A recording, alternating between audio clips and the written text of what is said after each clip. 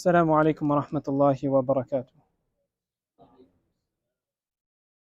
بسم الله الرحمن الرحيم. الحمد لله رب العالمين، والصلاة والسلام على رسوله الكريم وعلى آله وصحبه أجمعين. فأعوذ بالله من الشيطان الرجيم. بسم الله الرحمن الرحيم. ويوم يعض الظالم على يديه يقول يا ليتني اتخذت مع الرسول سبيلا يا ويلتى ليتني لم أتخذ فلانا خليلا لقد أضلني عن الذكر بعد إذ جاءني وكان الشيطان للإنسان خذولا. صدق الله العظيم. In the Quran, Allah subhanahu wa ta'ala, when referring to the Day of Judgment, Allah subhanahu wa ta'ala uses different words and different names when referring to the Day of Judgment. And each of the names of the Day of Judgment encapsulates some emotion or some scene of Qiyamah.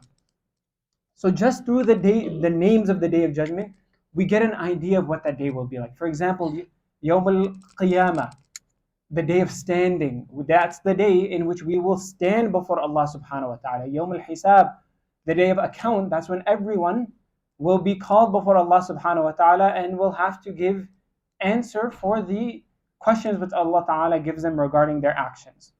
So through the names of Qiyamah, we get some idea of what that day will look like.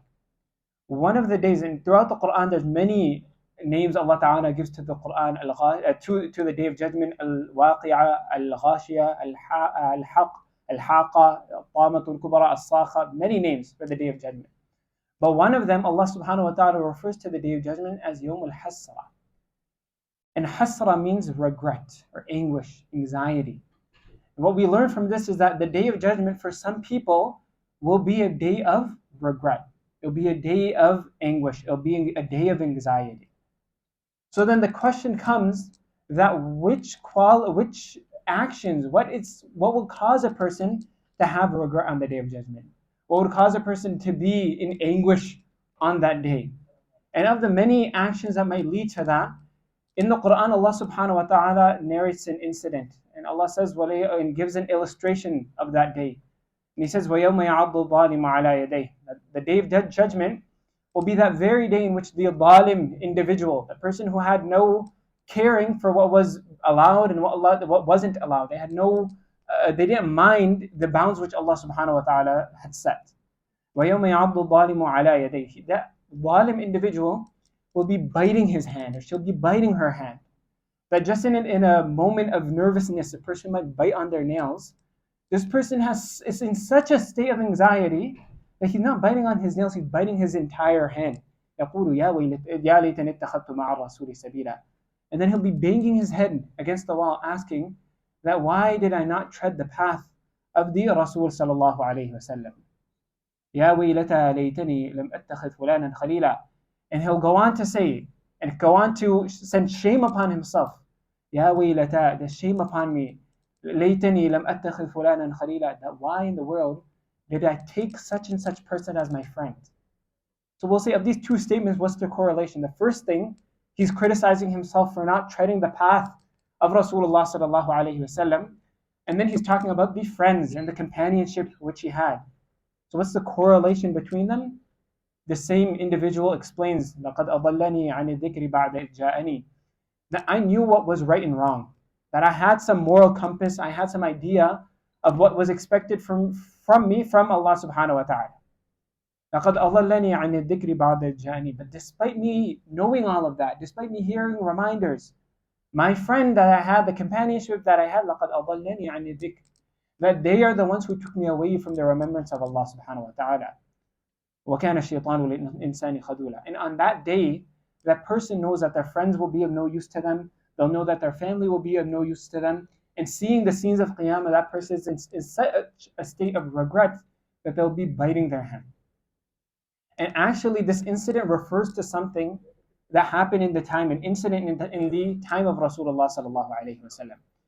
In the time of Nabi sallallahu alaihi wasallam, it was a practice of the Arabs that, as many people were traders and were business people, when they would go on a business trip, being that these would be month-long business trip, months long, and there was really no telling if a person would return. If a person went on a business trip and it was successful, when they returned, the custom was that they would have a gathering and they would host people. Just so other people could share in the profits that they gained, people could share in this moment of happiness. It's a moment of reunion and a rejoice for the entire community. So they're one of the leaders of the Quraysh and one of the opponents of Rasulullah sallallahu alaihi wasallam. His name was Uqba bin Abi Mu'ayt. He was a very successful business person. So he goes on one of these business trips. He's successful. He returns, and as is the custom, he invites the distinguished members of the Quraysh to his house to have a meal. And being that Nabi sallallahu alaihi wasallam was from the distinguished members of the Quraysh, he also sallallahu alaihi wasallam was invited to this gathering. So now everyone's in the house, it's time for food, everyone's beginning to eat. And Rasulullah sallallahu alaihi wasallam tells Uqba bin Abi Mu'ayt that he's not going to eat and he's not going to partake in any of the meal until Uqba bin Abi Mu'ayt accepts Islam. And being that these were people who prided themselves on their hospitality and of the hosting that they would do to others, now Uqba bin Abi Mu'ayt, he's in a difficult situation. He doesn't want Rasulullah sallallahu alaihi wasallam to be in the gathering and not eat, because that would be something against his own honor. So then he asked Nabi sallallahu alaihi wasallam that what will appease you, what will allow you to partake in the meal. Nabi sallallahu alaihi wasallam said, I want you to accept Islam. So Uqba bin Abi Mu'ayt, to appease Rasulullah sallallahu alaihi wasallam, he accepts Islam at the hands, and he says the Shahada at the hands of Rasulullah sallallahu alaihi wasallam. The only problem was that after this gathering, Nabi sallallahu alaihi wasallam, he took in the meal, the gathering dispersed, and after some time, one of the other leaders of the Quraysh, this friend of Uqba bin Abi Mu'ayt, Ubay bin Khalaf, he heard that his friend has accepted Islam. So now Ubay bin Khalaf, one of the, again, opponents of Allah Ta'ala and Rasulullah sallallahu alaihi wasallam, he goes to Uqba bin Abi Mu'ayt and he asks him, hey, like, look, I hear there's rumors going around that you've accepted Islam, but what in the world's going on? So now Uqba bin Abi Mu'ayt, seeing how frustrated, seeing how angry he is, he's trying to calm him down. And he's trying to explain that, look, it was just a misunderstanding. This is just a rumor. We were in this gathering. Muhammad sallallahu alaihi wasallam wasn't eating. So I just said the Shahada so that he would accept. And he would accept the meal and he would partake in the hospitality that I was showing. Ubay bin Khalaf, he wasn't satisfied. And then he tells Uqba bin Abi Mu'ayt that, look, if you want to remain in the status that you have, if you want to stay among the distinguished members of the Quraysh, if you want to have this companionship and the status that you had, then this isn't enough. What you need to do, number one, is you need to go to Muhammad sallallahu alaihi wasallam and you need to tell him to his face that you don't believe in him. And then the second thing, to leave no level of uncertainty, you have to also spit in the face of Rasulullah sallallahu alaihi wasallam. So now Uqba bin Abi Mu'ayt, not wanting to lose his status, and also not wanting to lose his companionship and his friends, he goes to Rasulullah sallallahu alaihi wasallam. He denounces his belief in Nabi sallallahu alaihi wasallam, and then he has the audacity to spit on the Mubarak face of Rasulullah sallallahu alaihi wasallam. Following this incident, Allah Ta'ala reveals the ayahs that we were talking about at the beginning. وَيَوْمَ يَعَضُّ الظَّالِمُ عَلَى يَدَيْهِ يَقُولُ يَا لَيْتَنِي اتَّخَذْتُ مَعَ الرَّسُولِ سَبِيلًا. The Uqba bin Abi Mu'ayt, on the day of judgment, he'll be biting his entire hand. He'll say, why did I not tread the path of Rasulullah sallallahu alaihi wasallam? يَا وَيْلَتَى لَيْتَنِي لَمْ أَتَّخِذْ فُلَانًا خَلِيلًا. That Ubay bin Khalaf should have never been my friend. لَقَدْ أَضَلَّنِي عَنِ الذِّكْرِ بَعْدَ إِذْ جَاءَنِي. That I had the Shahada. I already said it. I had my key to Jannah. Ubay bin Khalaf is the reason that now I'm doomed on this day. Although this passage from the Quran is referring to something that happened in the time of Rasulullah sallallahu alaihi wasallam, the reality is, na'udhu billah, that there's going to be many people in the same state of Uqba bin Abi Mu'ayt on the day of judgment. That there'll be people who are resurrected, they're seeing the scenes of Qiyamah, and they know that in the back of their head that they knew what was right. They knew they were going to face this day, and they also know that the very people who took them away from preparing for that day was the friends and the companionship that they had. When we talk about friends or companionship, peer pressure, this is honestly, it can actually go one of two ways. It can be something which is positive, or it can be something which is negative. For that very reason, a person can positively be influenced by the friends and the companionship that they have, or they can be negatively influenced by it. And for that very reason, Rasulullah sallallahu alaihi wasallam says in a hadith, "Al-mar'u ala dini khalilihi," that a person is on the deen of their friends. that a person's relationship with Allah Ta'ala is not a reflection of their parents, nor is it a reflection of the masjid or the community that they're a part of.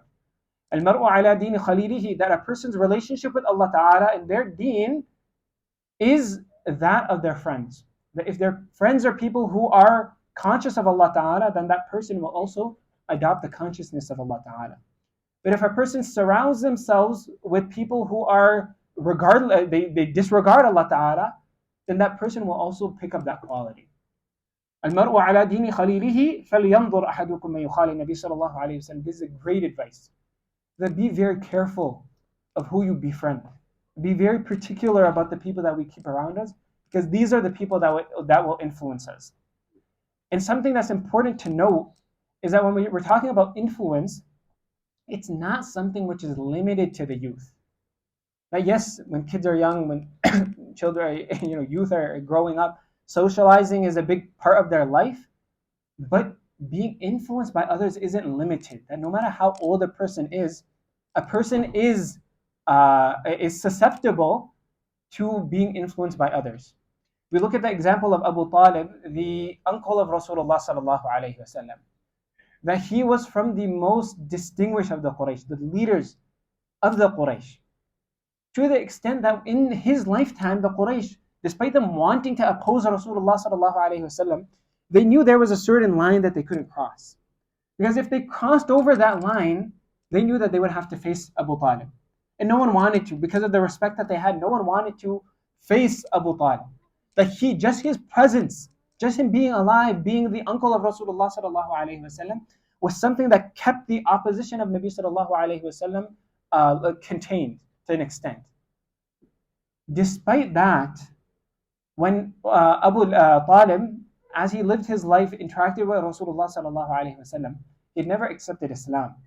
So when he was on his deathbed, Nabi sallallahu alaihi wasallam, and this is something that greatly affected Nabi sallallahu alaihi wasallam, that his uncle, the person who brought him up, the person who was a father figure to him, hadn't accepted Islam. So now when Abu Talib is on his deathbed, Nabi sallallahu alaihi wasallam, knowing that this is his last chance, he goes to Abu Talib and he begins to talk to him. He says, "Ay am, qul la ilaha illallah." Now, oh my beloved uncle, just say la ilaha illallah. Kalimatan uhajju laka biha 'inda Allah. That if you just say la ilaha illallah, that this is enough. That I will then take this and I will intercede for you on your behalf on Qiyamah. That just say la ilaha illallah and I will make sure that you are from the people of Jannah. The only problem is that Nabi sallallahu alaihi wasallam wasn't the only person in the room at that moment. There were two of Abu Talib's other friends and the other leaders of the Quraysh who were also in the room. One of them was the very well-known, famous Abu Jahl, and the other was Abdullah bin Abi Umayyah, two of the leaders of the Quraysh, the opponents of Allah Ta'ala and Rasulullah sallallahu alaihi wasallam. They see that Nabi sallallahu alaihi wasallam is trying to positively influence Abu Talib at that moment. So then they begin to exert their influence. Despite this being a very distinguished individual, despite this being a person who influences others, Abu Jahl and Abdullah bin Abi Umayyah, they began to criticize him. And look, at this point in your life, are you going to forsake the religion of your forefathers? Now, what will people say about you if at this moment you leave and you succumb to the religion of Muhammad sallallahu alaihi wasallam? Now, what's your legacy going to be that you're leaving behind? Nabi sallallahu alaihi wasallam, he's repeating, "Ay am, qul la ilaha illallah, kalimatan uhajju laka biha 'inda Allah." But my beloved uncle, just say la ilaha illallah and I'll take care of the rest on Qiyamah. And now this is, in one ear he's hearing the encouragement of Rasulullah sallallahu alaihi wasallam. The other ear he's hearing the influence of Abu Jahl and Abdullah bin Abi Umayyah. Despite this being such a distinguished, influenceable, a person who influences others, Abu Talib, he leaves this world saying, "Ala millati Abdul Muttalib." I'm dying on the religion of my forefathers. Allama Suhaili rahimahullah, he says that Abu Talib was surrounded by the prophetic blessing. That he had every reason to accept Islam. That he, number one, shared blood with Rasulullah sallallahu alaihi wasallam. He brought up Rasulullah sallallahu alaihi wasallam. He was a father figure to Rasulullah sallallahu alaihi wasallam. He gave preference to Rasulullah sallallahu alaihi wasallam in his childhood over his own children. That he was someone in the early incident that he saw his son Ali radiallahu anhu performing salah with Rasulullah sallallahu alaihi wasallam. He sent his other son Ja'far bin Abi Talib radiallahu anhu to join them in salah. So he not only took care of Rasulullah sallallahu alaihi wasallam, had this bond with Nabi sallallahu alaihi wasallam, he knew Islam was the truth. He knew Rasulullah sallallahu alaihi wasallam was the truth. But then Allama Suhaili said, despite all of that, Abu Talib just grabbed by his ankles, like grabbed by his shoelaces, and he'll be dragged into Jahannam by the companionship that they have. That they grabbed him by his shoelaces, and they'll be the reason that he's doomed to Jahannam. We have to be very particular about the company that we have, and we can't live in in a bubble. That we all know that we have to interact with others. We have to go back to school on Monday. We have to go to work, right? There are situations that we are with others. Sometimes we can't even choose the environment that we're in or the people that we're around. So then how do we ensure that we are not negatively influenced by those people who are around us? In this remaining portion of the khutbah, inshallah, we will just go over a few steps that a person can take that to protect themselves from any type of negative influence. These are things that counselors will give. These are the advices that counselors and psychologists will give. More importantly, we find these exact same lessons in the Quran and the Hadith of Rasulullah sallallahu alaihi wasallam. So for a person to be protected against negative influence, the first thing that a person should do is, very broadly, they need to look at the company that they have. Like we said, it can be a positive influence from those around them, or it can be one which is negative. A person has to ensure that they have surrounded themselves with positive company, the good, righteous, pious company. That if a person surrounds themselves with people who are righteous, people who are God-fearing, then this person will also slowly adopt those qualities. There's a famous hadith of Rasulullah sallallahu alaihi wasallam that he gives the example of a person who sells musk. And if someone else goes and spends a day with the musk seller, although they aren't the one who's making the musk, they aren't the ones who are pouring the bottles, they aren't the one who are doing the transactions, just by standing in that shop, when the person walks away, they'll walk away with a good fragrance, a pleasant fragrance. And then Nabi sallallahu alaihi wasallam says, similarly, when a person is with righteous company, that they'll walk away. They might not do everything that their company is doing. They might not know everything. They might not engage in every action, but they'll walk away with some a pleasant spiritual fragrance. And that's the influence that those people had on them, even though they didn't realize it. And then alternatively, Rasulullah sallallahu alaihi wasallam says that if there's a person who spends a day with a blacksmith, that the whole day they're standing in the blacksmith shop, although he's not the one who's hitting the iron, he's not the one who's molding the metal. Despite just being in that environment, when he walks away at the end of the day, he'll have like the smell of like charcoal. He'll have an unpleasant smell that's emitting from him, although he didn't do anything. Rasulullah sallallahu alaihi wasallam said that's the same thing when you're with bad company. You might not realize the effects that's there, but when you leave that gathering, there's an effect that it has on you. And now you're walking away with that effect. So the first thing that a person has to do is a person has to be very conscious of the company that's around them. That are these people who are people who are reminding me of Allah Ta'ala, are these people who are strengthening my morals and my values. The second thing that a person has to do is that a person has to realize that they are going to be different. They have to come to this point of acceptance that they will be different. Because if a person's constantly trying to fit in, and when they go to school they want to fit in, when they're at work they want to fit in, they want to be just like everyone else, a person will fall into a state of compromise. That there will be moments that everyone is doing something that you aren't supposed to do, but if you want to fit in, then the only choice is to also do that action. Nabi sallallahu alayhi wasallam tells us in a hadith, "Inna al-Islam bada'a ghariba." That Islam began as something which was strange. That you had everyone in a society who worshipped idols. And then you have one Muhammad sallallahu alayhi wasallam who's calling to Tawheed and calling to the worship of Allah Ta'ala. You have an entire society who doesn't care about their interactions with others. And then you have Muhammad sallallahu alayhi wasallam who's implementing a very strict moral code. You have people who have no when it comes to their morality or comes to their interaction with others, they don't care. You have Nabi sallallahu alaihi wasallam who's coming with a very particular morality that people adopt إِنَّ الْإِسْلَامَ بَدَأَ غَرِيبًا. It started as something which was strange. وَسَيَعُودُ غَرِيبًا. Nabi sallallahu alayhi wa sallam says, that Islam once again will become something which is strange. That you'll be the only person who doesn't engage with the opposite gender. That you'll be the only person that in a few months, for those who are in school, that when it's time for homecoming, you're the only person who's not going. Or later in the year when it's time for prom, you're the only person who says, I'm not going to go. You might be the only person who's particular about the meat that they eat. You might be the only person who doesn't drink. You might be the only person who doesn't engage in riba. You're the only person who's honest in your business dealings. وَسَيَعُودُ غَرِيبًا. Again, Islam will become something which is strange. Nabi sallallahu alayhi wa sallam says, فَطُوبَى لِلْغُرَبَاءِ. That give the glad tidings of Jannah to those people who are strange. Not because these are people who are doing something out of the ordinary. It's because these people are standing up because they're holding on to their deen in a society that's left their deen. Or they're holding on to their deen amongst people who have abandoned these commandments of Allah Ta'ala. فَطُوبَى لِلْغُرَبَاءِ. And we feel that, and we know that, we are going to be different. And the difference that comes is that we say, La ilaha illallah Muhammad Rasulullah. That this very La ilaha illallah Muhammad Rasulullah will be the thing that distinguishes us on Qiyamah. It'll be the thing that is our prerequisite to entering Jannah.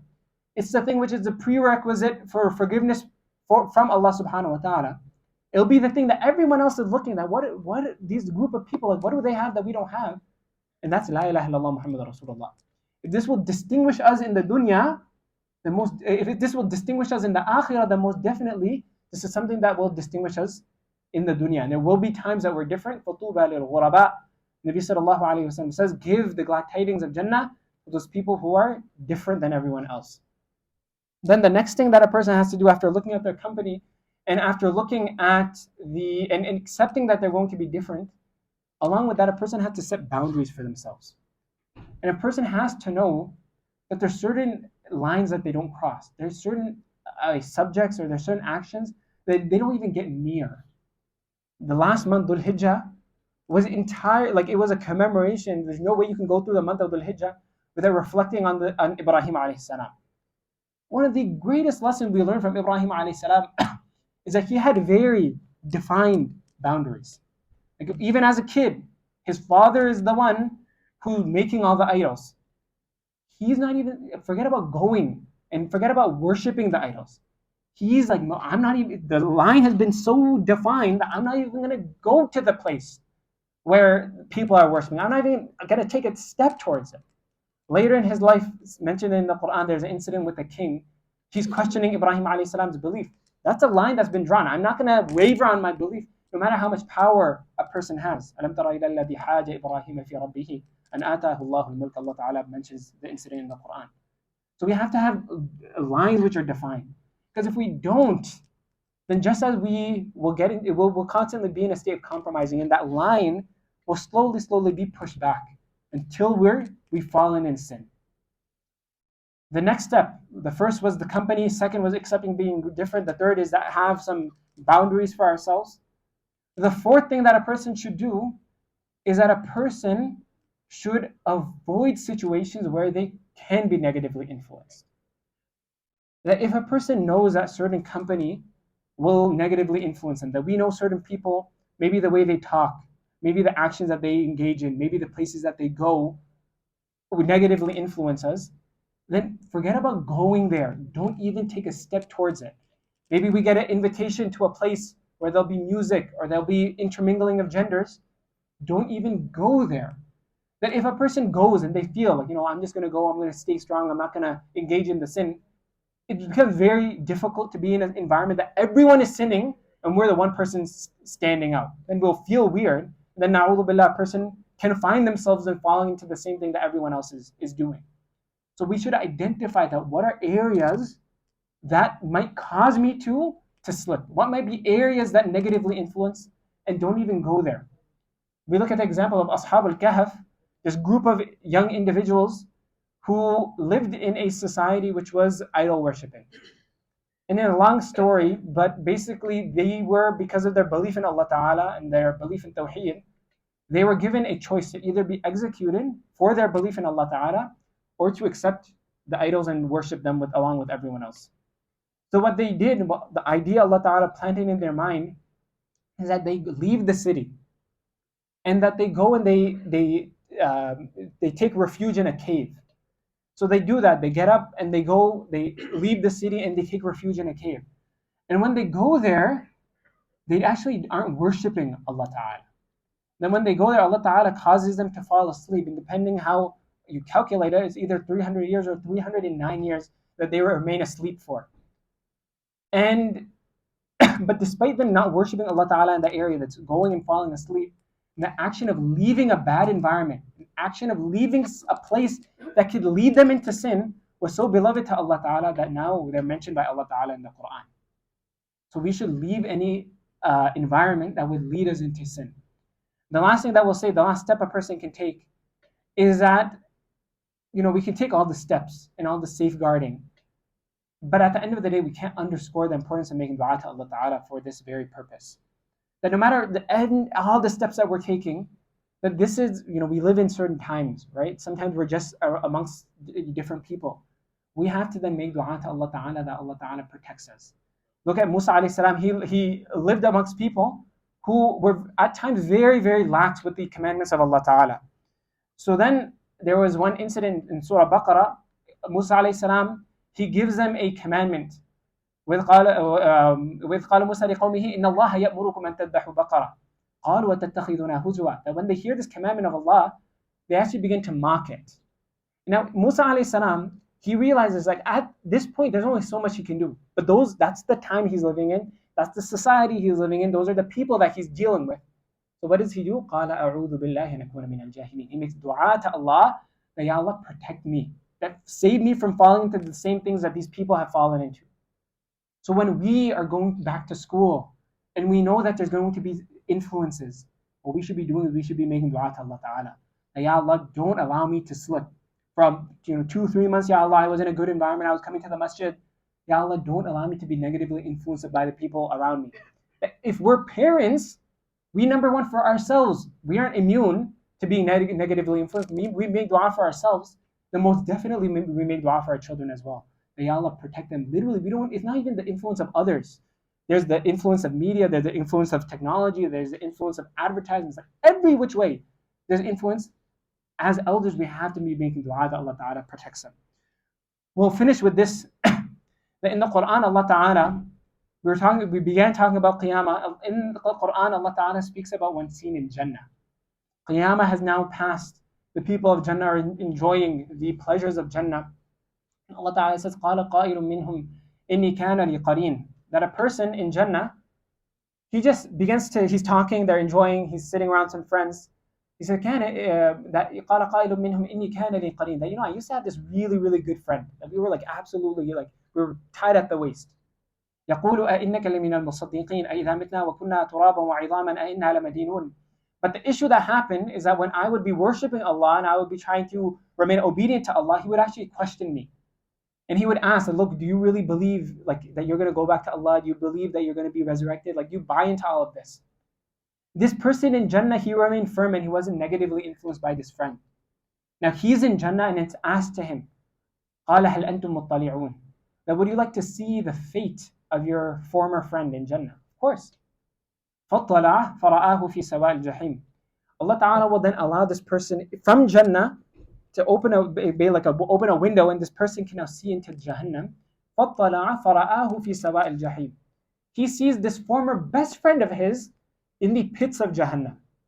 قَالَ تَاللَّهِ إِن كِدتَّ لَتُرْدِينَ. Then when this person in Jannah sees that his former friend, the same person who would try to negatively influence him, is in Jahannam, قَالَ تَاللَّهِ إِن كِدتَّ لَتُرْدِينَ. He exclaims, if I were to follow you, I would have been just with you in the pits of Jahannam. وَلَوْلَا نِعْمَةُ رَبِّي لَكُنْتُ مِنَ الْمُحْضَرِينَ. It was from the blessings of Allah Ta'ala. Allah saved me from being amongst people like you, and Allah Ta'ala put me in Jannah.